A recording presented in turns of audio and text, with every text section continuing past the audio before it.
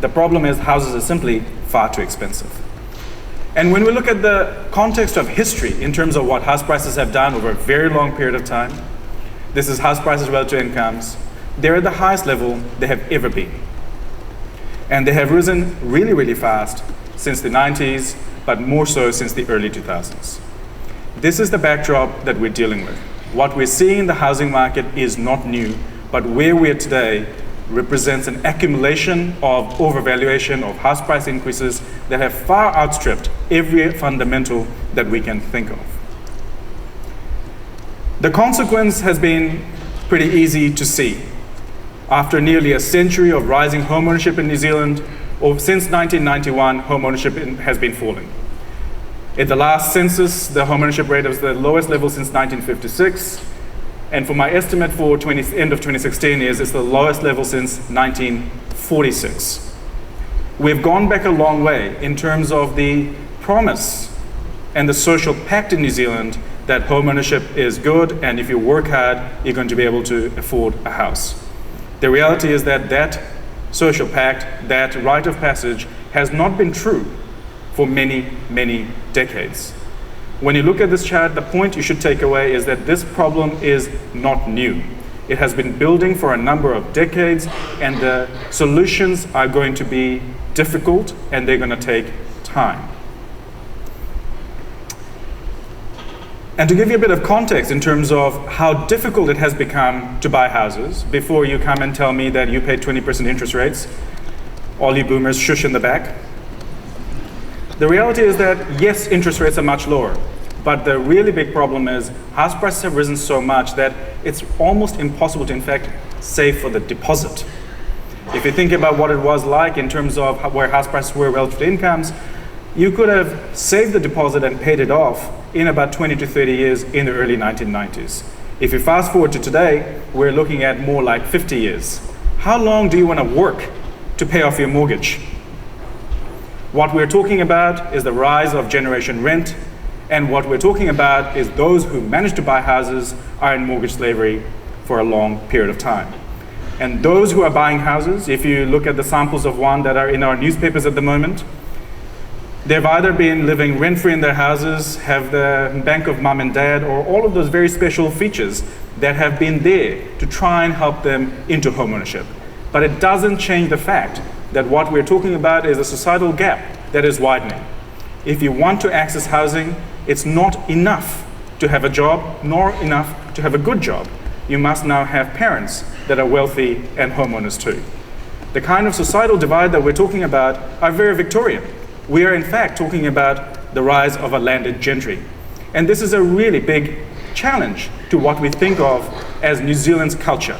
Our idea of New Zealand being an egalitarian country where you can have access to opportunities, the things that make us Kiwi, that if you work hard, those opportunities will be open to you, are no longer true. We also know that for those who were born after the 1980s, the chances of you doing better than your parents are less than 50%.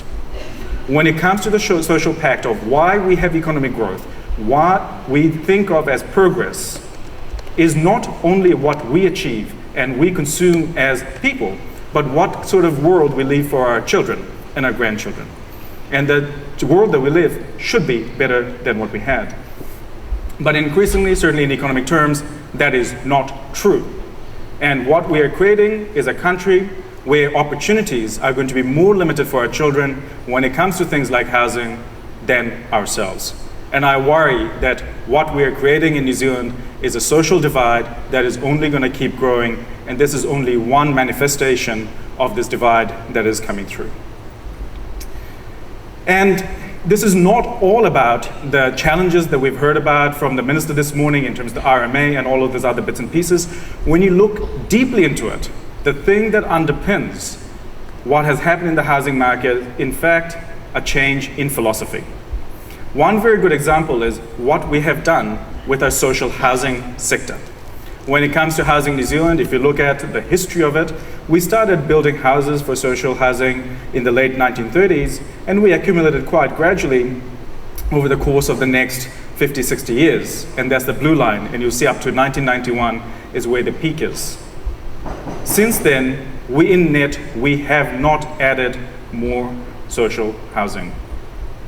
On a per capita basis, we have the lowest number of social housing in New Zealand since the 1940s. This is an ideological position where we do not want to create housing supply for the poor.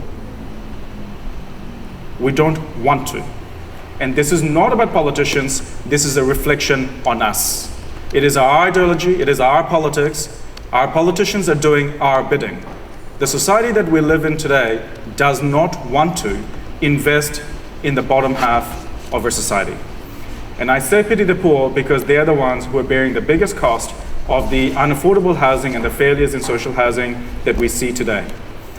But fundamentally, the message that you should take away is that there is an ideological and political choice that we have made in the way that we deal with our built environment, the way that we do our building environment, the way that we fund our local government.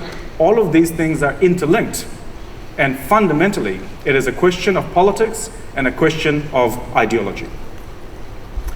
We also know that this massive housing boom and the way that we have built up more and more house prices or house price gains could not have happened on its own. The facilitator in this has been the banks, of course. And we know that over the course of the last 50 years, the banking sector has changed massively, not just in New Zealand, but globally as well. We have seen more and more credit being created, and more of that credit is now more likely to go towards buying and selling houses from each other rather than funding businesses or building houses. One of the saddest stories at the moment is that even though we have an acute housing shortage in Auckland, the most difficult to find funding for now is new developments. When the banks pull away credit, the first thing that goes is the riskiest elements of the market, and the riskiest element in the market right now is house building.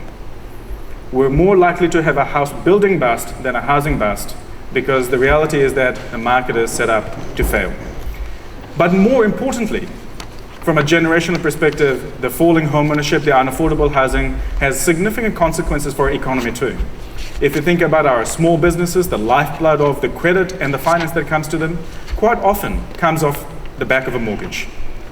You borrow against your house to start your business. Where are we going to see the next crop of entrepreneurs in New Zealand if this source of credit is no longer there? Yes, we've seen lots of innovation in things like crowdfunding and all those other bits and pieces, but it will not be enough in scale to create the kind of entrepreneurial drive that we need in New Zealand in the face of an aging population. I despair that we still talk so much more about buying and selling houses than actually starting businesses. The cultural sclerosis that we see in New Zealand is as much to do with the problem of the housing market as it is to do with our rules around the Resource Management Act, our banking sector, and all of those other bits and pieces. But the reality is, the causes of the housing market crisis are really, really complex. And this complexity is something that we have to appreciate. There is no one thing that we can fix that's going to fix all the issues that we face.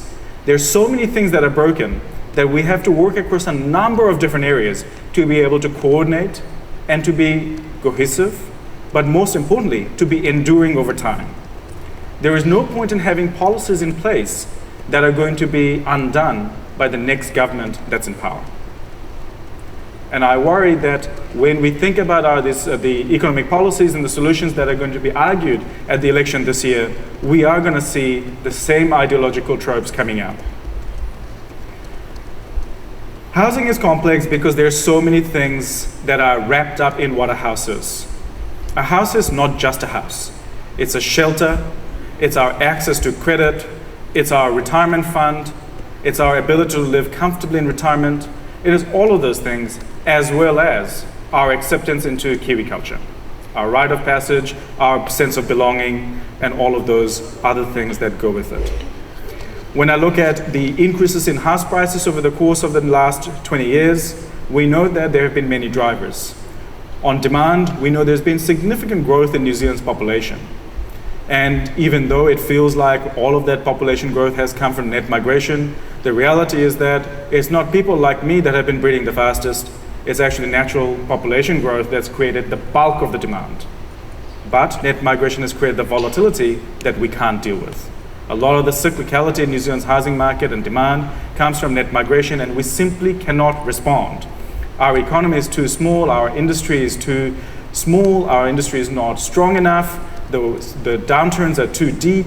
It's a whole bunch of reasons when the demand shifts, we're simply not able to respond. But let's not pretend that it's all about people wanting to live in houses. When you look at why people buy houses, why people covet houses, it would be very hard pressed to argue that people want to buy houses in Epsom at a 3% rental yield for investment purposes. They want to buy houses in Epsom at 3% rental yields because they want to speculate on the capital gains.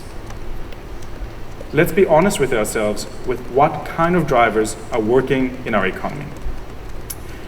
We already heard from the Minister this morning around supply of land, and it is absolutely true. Land supply in New Zealand is slow, particularly in places like Auckland. But it's not just land supply as the Minister talked about in terms of sections, it's also about density. What happened with the unitary plan, in my mind, was a really big win for Auckland. We have to think of more creative ways to be able to use our existing infrastructure to provide enough housing so that people can access the amenities that are available. The reality is that if we only do greenfields, we will just see more people sitting out in traffic at the end of Drury. There's a good story about that, not a very good one actually. I was driving back from Tauranga on a Sunday afternoon, and it took me an hour from Drury to my house in Epsom. It is incredible what has happened to traffic in Auckland because we're so disconnected and uncoordinated in the way that we supply land and transport and public transport. We're simply not doing enough, and we simply cannot keep up.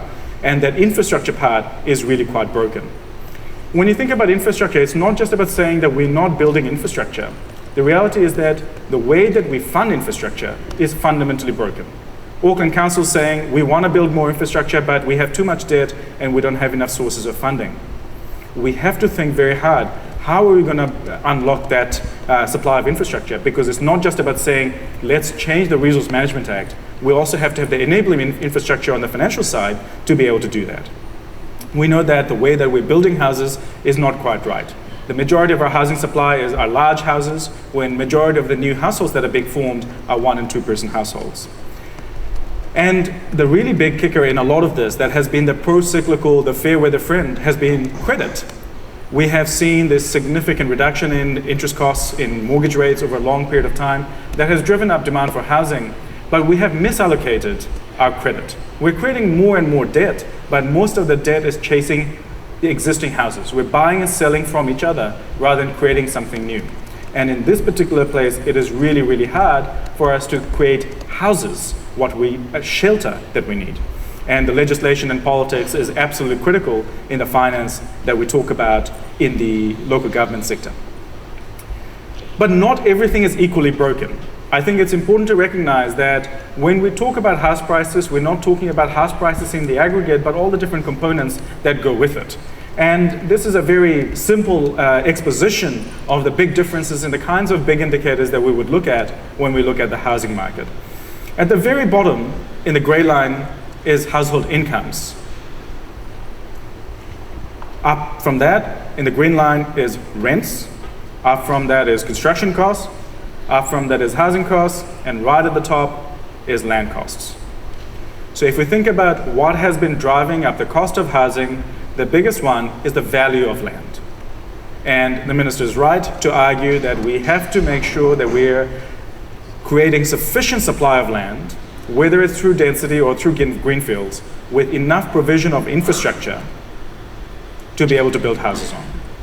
It's true that we should also look at what's happening in the rental market. We should also look at the cost of construction, but those are not the things that have been the majority driver of the very unaffordable house prices that we see in New Zealand today.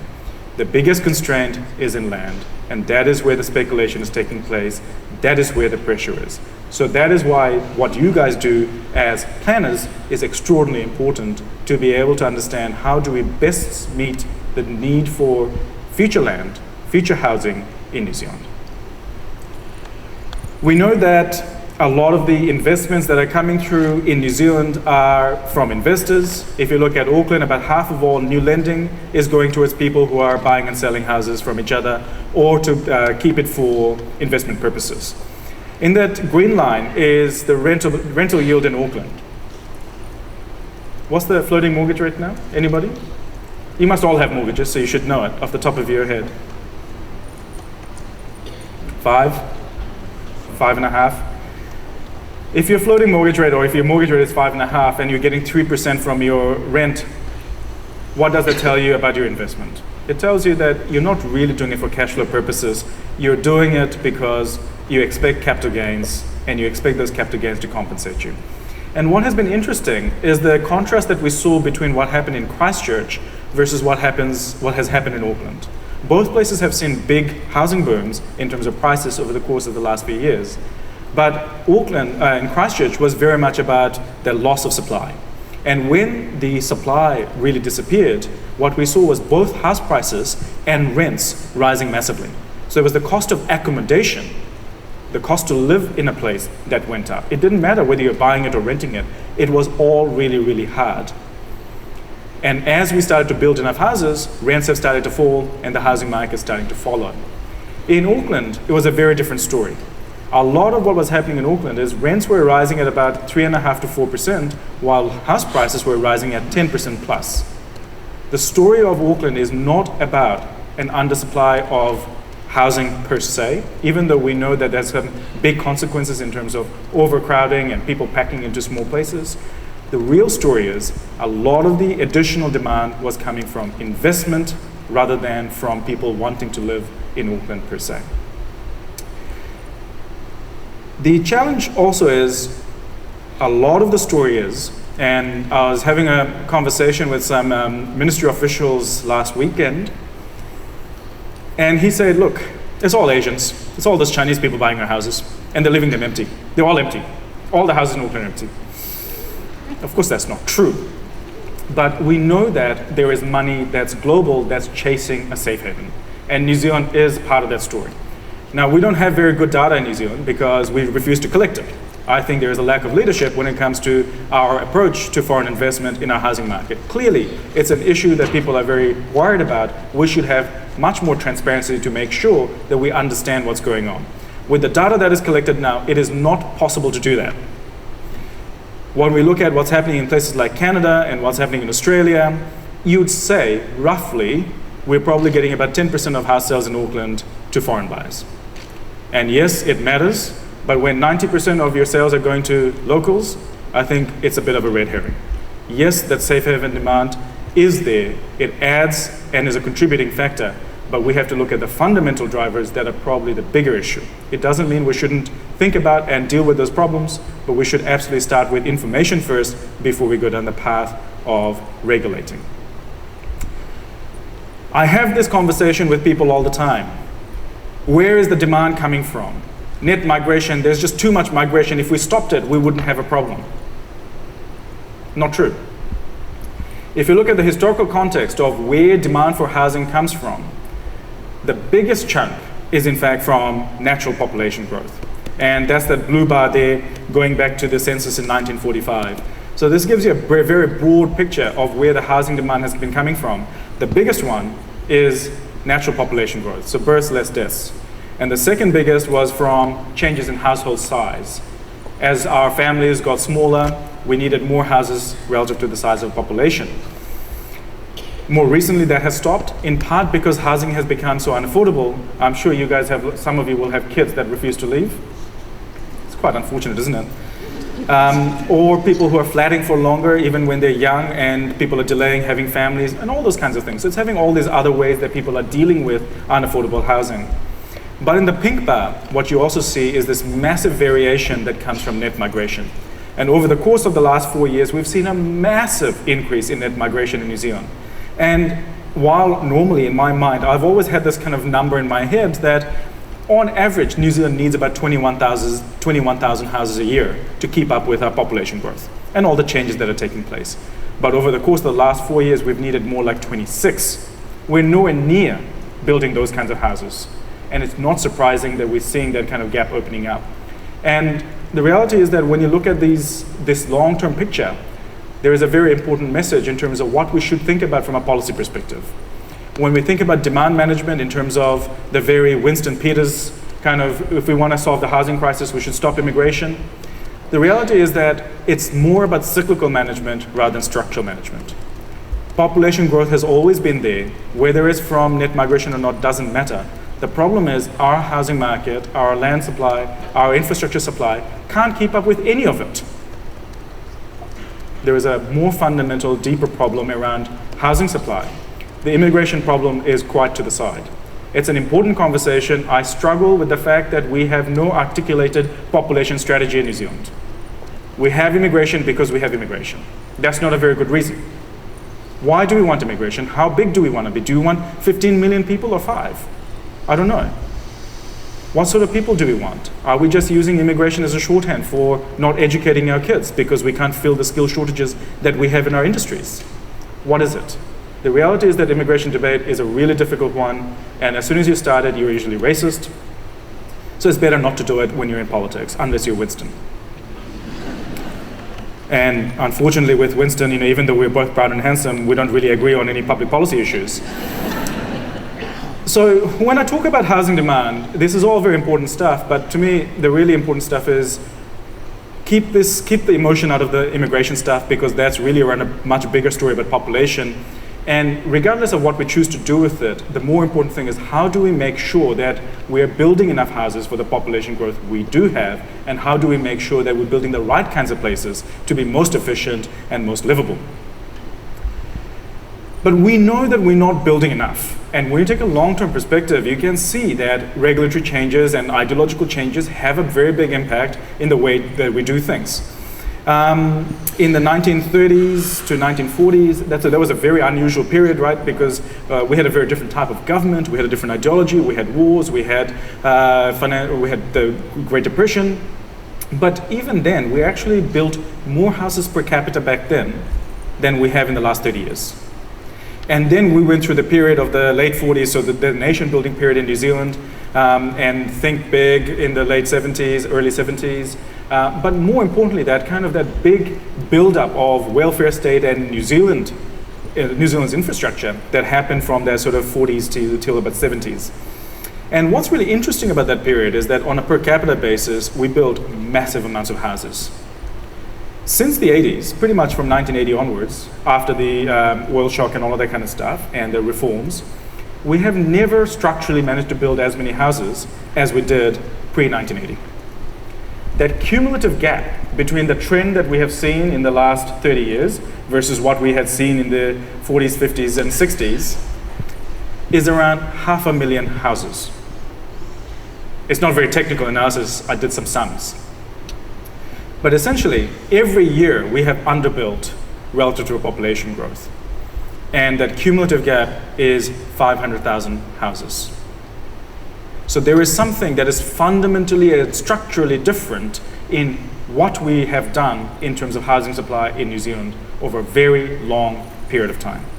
We're not building enough, we haven't been building enough for a very long time, and you guys know what's been happening, particularly those of you with grey hair, in terms of the changes in the way that we do our planning rules, the advent of the RMA, the way that we fund and govern our local government. All of these things have changed. So the nature of provision of infrastructure, the provision of land, the provision of consents, all of these things have changed massively.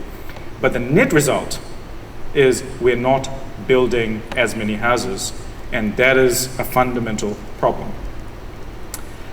And not only that, as I said before, we're actually building the wrong sorts of houses. And this is something that we despair at.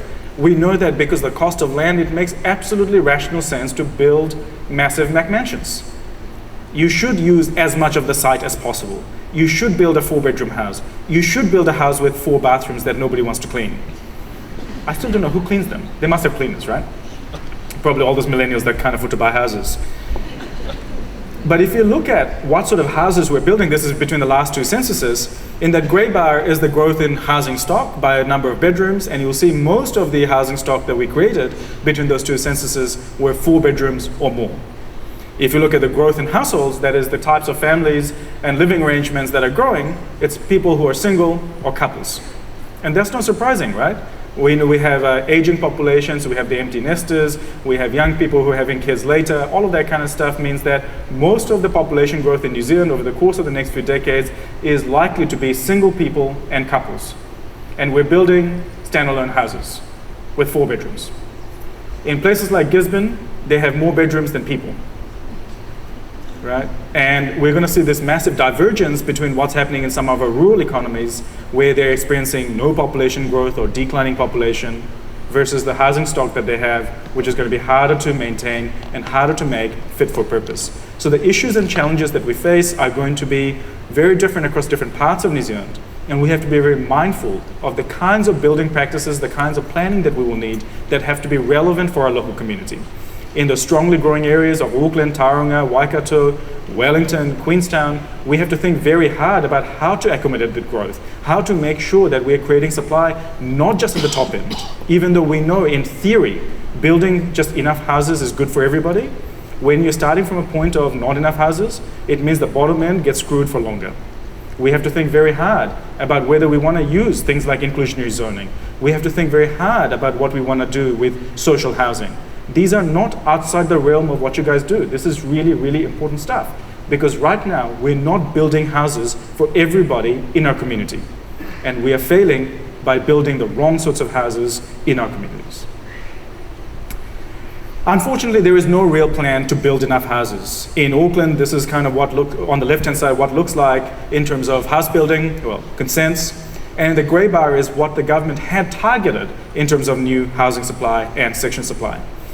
And it's true that in terms of sections and houses, they're more or less there, but in terms of actual consents and house building, we're far behind. But the reality is that even the targets that had been set were not ambitious enough.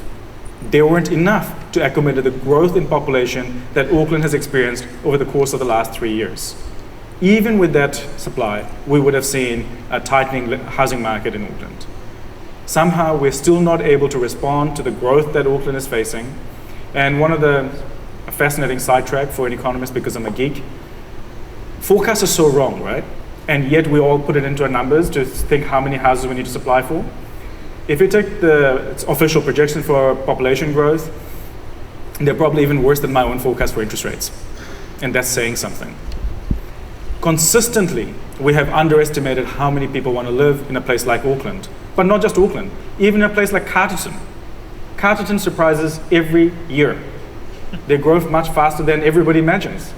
It's because they've got a fantastic train line and people live there. You know, it's not surprising.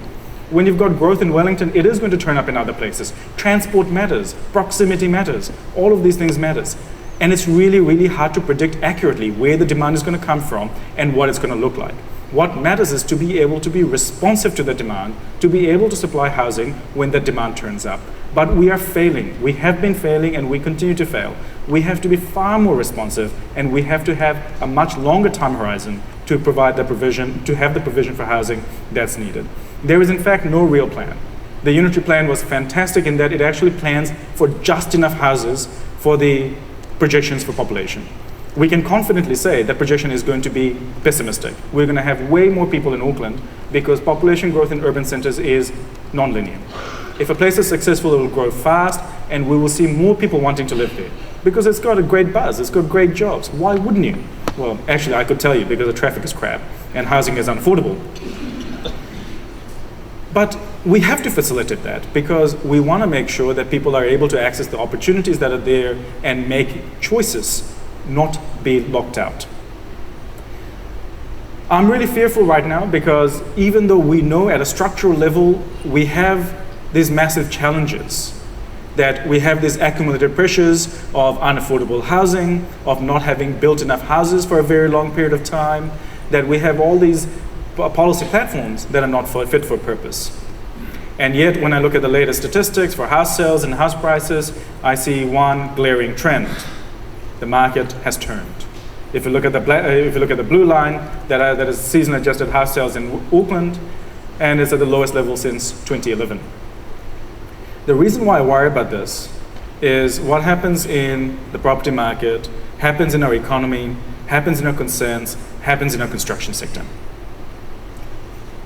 I fully expect a construction bust next year. we are going to have a construction bust before we have a housing bust. We haven't built enough houses for a very long period of time. And if we're going to keep not building enough houses, I'm not confident that whatever correction we have the housing market is going to last. All the problems that we have today will still be there with us today, with us in 12 months' time or 24 months' time. The turning of the cycle is as much about what's happening in terms of unaffordability is as much as about what's happening in the credit market. One of the big changes that we've seen around the global economy is how much money has been created in the economy and how much of that has been chasing the property market. Relative to the size of our economy, household debt has been rising steadily since the early 1990s. And then you can see in the left-hand chart what the impact of the recession. We had household debt coming down as people became far more careful, people didn't take on debt, people paid off their debts. But since then, we've started to take on more debt again. More recently, which is on the right-hand side, new commitments have been falling year on year. Banks are cutting back on the amount of money that's available. And this really matters. We operate an economy that is fueled by credit, that is facilitated by credit. If we don't have credit growth, it is very, very difficult for our economy to grow. What you see on the left-hand chart is for every unit of economic growth over the course of the last 10, 20 years, we've more and more debt to create that growth. We are more and more addicted to growth, to debt, to create our economic growth. The reality is credit is now going backwards. If credit is not going to be available in aggregate, we know that the biggest losers are in fact going to be businesses and property development. And the challenge is, it means we are not going to be building a lot of the projects that have been consented, and we know that the construction cycle is going to come down. I despair. I despair because we know these cycles have always been there, and we know that these cycles will continue. It's not in the cycles that we must look for the solutions, it's in the politics and in what sort of outcomes we want. How many of you in the room expected Trump to win? A few people, you cynics. How many of you expected Brexit? The same people, right?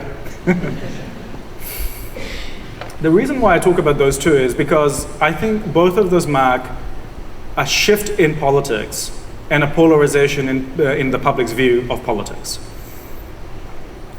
And in New Zealand, I think one of the catalysts could be generation rent. In the last census, 51% of adults over 15-year-olds rented. It is no longer the minority that rent, but the majority of individuals that rent. The problem is, of course, young people don't vote, so it doesn't matter. But when you look at what happened in Brexit, the people who voted to leave against the will of the young people, it was usually people who were older, people who lived in the provinces, or people who were not very educated. And it's not surprising that these people wanted to leave Europe because they did not share in the benefit, or they did not perceive that they shared in the benefit of Europe. For them, it was a story about the elites and the urbanites in London getting better off, and what all they see is the ravages of deindustrialization in their hometowns. They feel like they haven't had much progress. They feel like the gains that have been made in the economy hasn't been in their town, in their lives, but in somebody else's. They would rather do something that spikes those elites in the towns than to keep going the way that they were. I'm not saying that we're going to see the same kind of uprising in New Zealand, but what we saw in Brexit is that discontent was the majority of voters. If young people had voted, actually had turned up to vote, Brexit wouldn't have happened.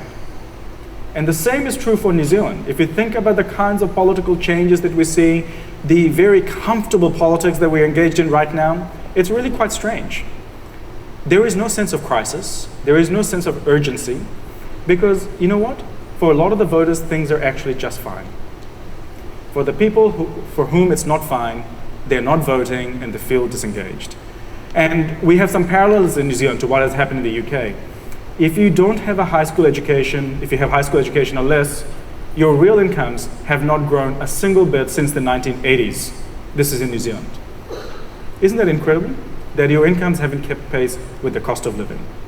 We know that we're seeing the increasing divergence between our regions. We know that there is this big increasing divergence between the opportunities for young people. We know that there is increasing divergence of opportunities between homeowners and renters. Fundamentally, what's happening in the housing market for me has to culminate into a story about politics. The context for politics for me is where we are today versus where we are likely to go. The place we're in today is one that is, I think, characterized by populism. And I think this quote from Abraham Lincoln sums it up quite nicely. In this and like communities, public sentiment is everything. With public sentiment, nothing can fail. Without it, nothing can succeed. We have taken this to the most extreme end. We do politics by polling. We don't try to convince the public. We tell the public what they want to hear. And that's okay. That's okay because it keeps you in power. And we have been doing that for a little while. But how can we make changes if we can't show leadership and to argue for the changes that might be difficult but are the right changes for a community? And I think the kinds of politics that we will see develop over the course of the next 10 years, as we are starting to see around the world, is something that is much more activist. And it's a bit more like Martin Luther King said, it's more the urgency of now. This is no time to engage in the luxury of cooling off or to take the tranquilizing drug of gradualism. Now is the time to make real the promises of democracy. And the promises of democracy is to create an economy that is fit for everyone. It is about creating opportunities for everyone. And right now, particularly when it comes to housing, we are failing. We are not creating a democratic community when it comes to our housing supply because young people are locked out, because young people are going to suffer, and we know there's some big differences across the different parts of New Zealand. I've raged far and wide in terms of this conversation around housing, the challenges and the opportunities. But I think it really matters for you as planners because politics will force action from you. It doesn't matter whether we are engaged in the politics of gradualism or activism. It is absolutely true that the politicians will look to you to do their bidding. We will see changes in regulations as we're seeing now, and that will continue until the pressure on housing has ended. In Auckland, planners are vilified, but you probably know that. And I think it's very unfair. What happened in the unitary plan process I thought was phenomenal in terms of the big progress that was made was fantastic. The independent hearings panel probably pushed it even further than the council staff were willing to take it, but regardless, the planners played a really, really important part in creating a vision for Auckland that was inclusive and tried to be future-proof. You are going to be working from the back foot. The public perception is you are the blockage, that you are holding things up. It makes it easy to make scapegoats out of people who are sitting behind a veil of bureaucracy or a veil of official businesses. Regardless of where you are, regardless of how people perceive you, the reality is that the pressure over the course of the next 10, 20, 30 years will be to supply more houses. You have to figure out how we're going to be able to do that within the constraints that will still be there in terms of not enough funding, not enough political legitimacy, and disparate demands from your community. We also know that not every bit of supply is created equal. It's not going to be enough when we're starting from a position of crisis to simply create more housing that will appease the public. We have to make sure that we're far more activist in making sure that we're creating housing that is fit for purpose, not just for the general populace, but for the bottom half who are clearly losing out from what's going on. You can't do it on your own. I know that social housing has to respond, and that's a big ideological shift and not one that you guys can control. With density and sprawl, it doesn't matter which we use or both have costs, and we have to figure out how to minimize those costs. Good design, good urban design, good cohesion with our transport planning are all going to be critical to make sure that we get the best possible outcomes for our cities and for our regions. And this is something that has been failing for a very long time. We're still bickering with each other. The adversarial approach that we have to our town planning is really holding us back. We have to be far more coherent and far more cohesive. If the leadership is not going to come from the politicians, you have to provide the leadership. You have to take charge, because you are the ones who will be held responsible when it fails. I'll wrap up where I started. We know the context. It's simple. Houses are unaffordable. This crisis has been building for many decades. The social and economic consequences are becoming much clearer, and they're going to intensify over the course of the next few decades unless we act fast and aggressively. We know what the causes are. I'm sick of arguing why we are here. We know why we're here, because we haven't shown enough political leadership to deal with the problems that are there. We know what the technical solutions are, and that's part of it. But we cannot implement the solutions unless we have political leadership, political cohesion, and endurance over the political cycle. This is a big challenge, but a big opportunity. The task ahead for the planning community is huge. You should be optimistic that you're going to be in demand for a job for as far as the eye can see. The most important is to make sure we have great plans in place that can respond to the very complex political landscape that lies ahead of us. Thank you.